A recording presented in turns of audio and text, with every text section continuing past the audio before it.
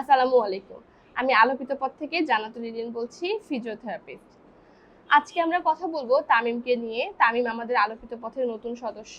ওর সদ্য assessment complete হয়েছে। তামিমের যে কন্ডিশন আমরা পেয়েছি সেটা হচ্ছে তামিমের সেরেব্রাল পালসি রয়েছে এবং ওর মধ্যে একটু হাইপার অ্যাক্টিভিটি রয়েছে। হাইপার অ্যাক্টিভিটি বলতে একটু কান্নাকাটি করার প্রবণতা বেশি এবং একটু বেশি দেখা যাচ্ছে স্টাবর্ন হয়ে যায়।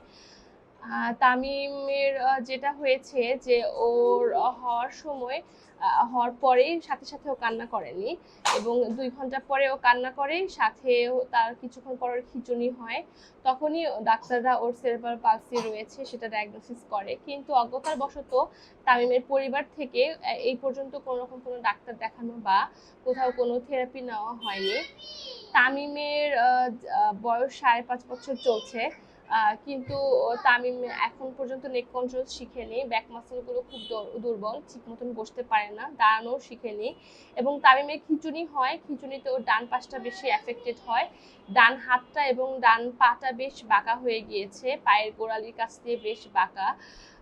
তামিমকে আমরা ও কিছু তামিমকে নিয়ে আমরা কিছু প্ল্যান করেছি, ওর এক্সারসাইজ কি কি হবে সেগুলো এবং ওকে নিয়ে কি কি কাজ করা হবে। আমরা তামিমকে নিয়ে আমাদের কার্যক্রম শুরু করছি।